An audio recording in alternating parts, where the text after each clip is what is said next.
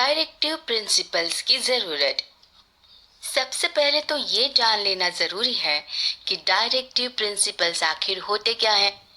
अब इसके मुताबिक हमारे संविधान के भाग 4 में कुछ ऐसी बातें लिखी हुई हैं जो किसी भी सरकार के लिए गाइडेंस का काम करती है। यानी सरकार चाहे कोई भी हो, लेकिन उसे इन्हीं बातों के आधार पर अपना कामकाज करना होता है। हालांकि ये प्रिंसिपल्स कोई कानूनी अधिकार नहीं होते और ना ही उन्हें किसी कोर्ट की मदद से लागू करवाया जा सकता है, लेकिन तब भी हमारे संविधान के निर्माताओं ने इन्हें संविधान में जगह दी है, जिससे भविष्य में बनने वाली सरकारें इन प्रिंसिपल्स को देखकर ये जान सकें कि संविधान बनाने वाले लोगों के मन में कौन सा सपना रहा होगा। फिर शायद इसीलिए आर्टिकल 36 से 51 तक directive principles of state policy नाम से कुछ बातें जोड़ी गई थी। आर्टिकल 37 में ये घोषणा भी की गई है कि डायरेक्टिव प्रिंसिपल्स देश की सरकार चलाने के लिए सबसे जरूरी बातें होती हैं। साथ ही साथ ये हर सरकार की जिम्मेवारी होती है कि वो कानून बनाते वक्त इनको अपने ध्यान में रखे। इन प्रिंसिपल्स के बारे में कॉन्स्टिट्यूशन असेंबली में बोलते हुए डॉक्टर अंबेडकर ने एक बार कहा था कि ये प्रिंसिपल्स भविष्य में बनने वाली सरकारों के लिए सलाह का काम करेंगे, इसलिए जो भी सरकार बनेगी उन्हें इनका सम्मान करना ही होगा।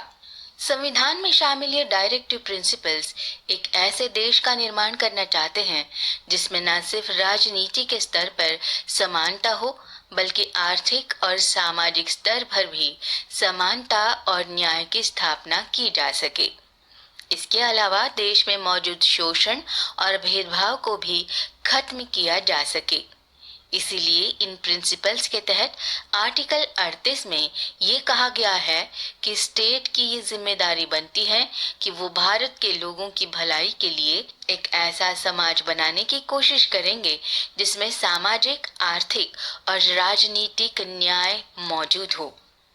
आगे आर्टिकल 39 में ये व्यवस्था की गई है कि ये एक स्टेट की जिम्मेदारी बनेगी कि वो ऐसे कानून बनाए जिनसे इस देश का हर नागरिक अपनी जिंदगी जीने के लिए जरूरी सामान जुटा सके और इस देश का पैसा कभी भी कुछ लोगों के हाथों में सिमट कर ना रह जाए, बल्कि उसका इस्तेमाल ज्यादा से ज्यादा लोगों की भलाई के लिए किया जा सके।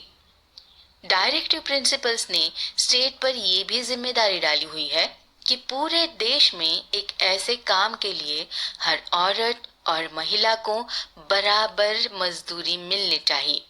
साथ ही साथ आर्थिक मजबूरियों की वजह से बच्चों को जबरदस्ती काम न करना पड़े, इसकी भी सही सही व्यवस्था करनी चाहिए और जो मजदूर अपनी रोजी रोटी चलाने के लिए कामकाज कर रहे हैं उनकी सेहत के साथ समझौता ना किया जाए। आर्टिकल 41 में ये कहा गया है कि स्टेट को जहां तक हो सके ऐसी व्यवस्था करनी चाहिए कि हर एक आदमी को काम और शिक्षा मिल पाए।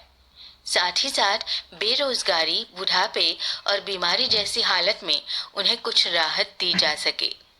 फिर आर्टिकल 42 में औरतों और मजदूरों के हितों की रक्षा के लिए संविधान में ऐसा कहा गया है कि स्टेट को कोशिश करनी चाहिए कि वो हर मजदूर के लिए एक ऐसी मजदूरी की व्यवस्था करे जिसमें उन्हें एक अच्छी जिंदगी मिल पाए।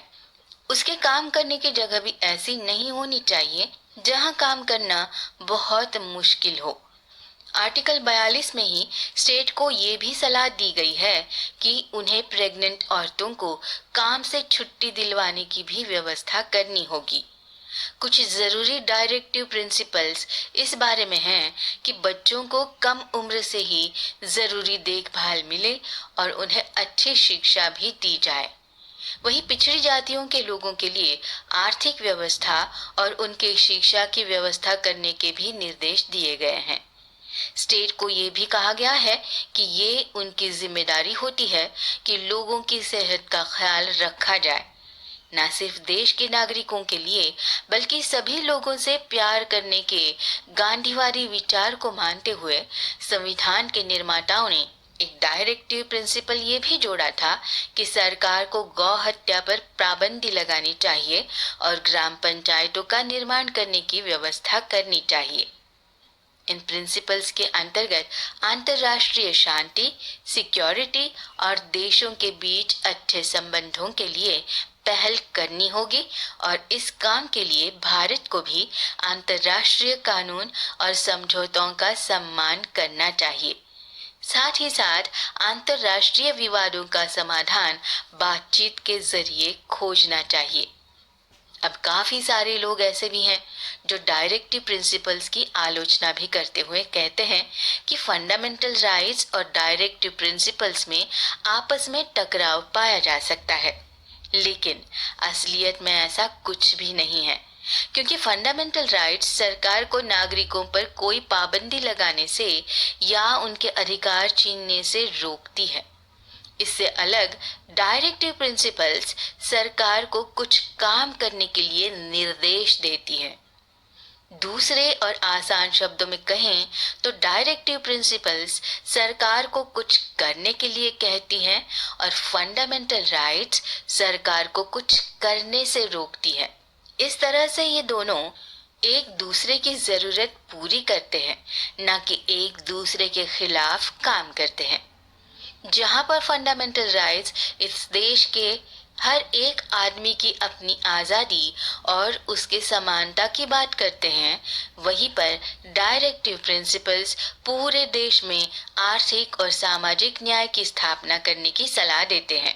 तो कुल मिलाकर देखा जाए तो डायरेक्टिव प्रिंसिपल्स के बिना फंडामेंटल राइट्स भी अधूरे होंगे और बिना फंडामेंटल राइट्स के डायरेक्टिव प्रिंसिपल्स काम में नहीं लिए जाएंगे। इसीलिए इन दोनों की कीमत बराबर है और दोनों में आपस में किसी तरह का कोई भी टकराव या डिफरेंस नहीं है।